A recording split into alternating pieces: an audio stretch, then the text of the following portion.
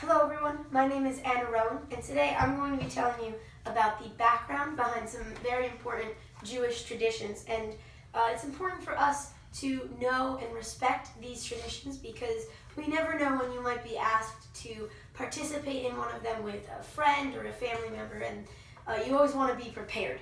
So I'm going to be talking about the significance of the bar and bat mitzvahs and why they mean so much to most Jewish families. So I'm going to start with the bat mitzvah, and the bat mitzvah is for a girl who has reached the age of 12. And at this point in time, the girl is now considered an adult, and she's now responsible for her own sins. She has to repent her own sins.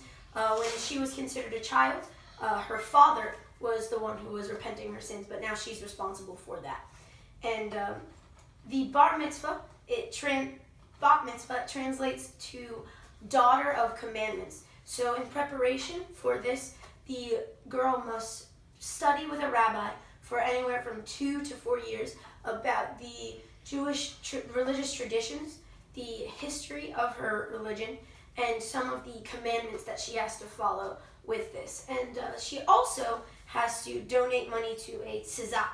And what a tzizak is it is a charity. And she gets to pick this charity, and she donates money to this charity.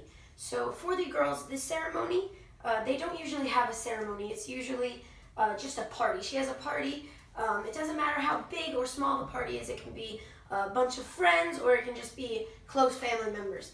And the only real important part about the party that is important to the religion is for the speeches. And the speeches that are made are very important for the ceremony itself. Next is the bar mitzvah. And the bar mitzvah is for a boy who has reached the age of 13. And again, this boy is now considered an adult. And he is responsible for his own sins. Again, he has to repent his own sins. And he is also responsible to take part in a lot of things in the church. He's responsible to donate time to the church, and sometimes he'll have to lead in the ceremonies in the church. And now the bat mitzvah, it translates in English to son of commandments. Now also in preparation, the boy has to study with the rabbi for anywhere, again, from 2 to 4 years about the history, traditions, and commandments of his religion. And he also has to donate money and time to the charity or the tzizak. And now for the ceremony, what will happen is the boy will have the ceremony in a synagogue. And usually the ceremony is held during the morning Shabbat or Sabbath service. And the boy will go in front of everyone and he will read from the Torah.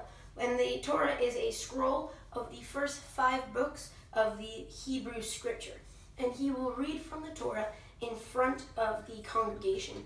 And all men and boys will be expected to wear a kippah, which is a Jewish head covering. And now, if the ceremony is not held during the morning Shabbat or Sabbath service, or during another Jewish holiday, then all men will be expected to wear a tefillin. And what a tefillin is, it is a group of small leather boxes that hold parchment scrolls, and they are wrapped around the arms of adult men. And if married, then a man will also be expected to wear a tallit. And a tallit is a prayer shawl. And if in more liberal communities and synagogues, married women will also wear this tallit. So at the party, you can expect that there will most likely be a meal served, but this meal will consist of either meats or dairies, but not both, because kosher laws will not permit both to be taken in the same sitting. So there will also be a lot of different dancing, and one of the dances is the hurrah.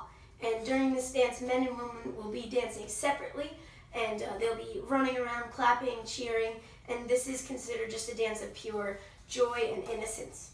And so there will also be a time when 4 men will pick up the chair that the bar mitzvah boy is sitting in, and they'll be bouncing him up and down. Everyone will be running around him, clapping and cheering, and again, this is just a dance of pure joy.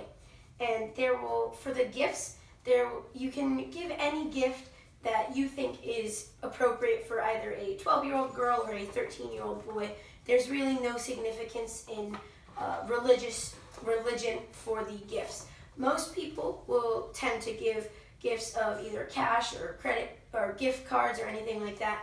But all gifts that are like this, a portion of it will be donated to a charity. Now this charity, it can be the same as the charity that the child used for the tzizak, or it can be a new charity. So I hope that you now understand a little bit more about this important Jewish tradition and why it means so much to most Jewish families. So I know that I myself have learned a lot about the reasons behind these traditions and why we have to know and understand them so well, even if they aren't a part of our own traditions. Thank you very much for your time.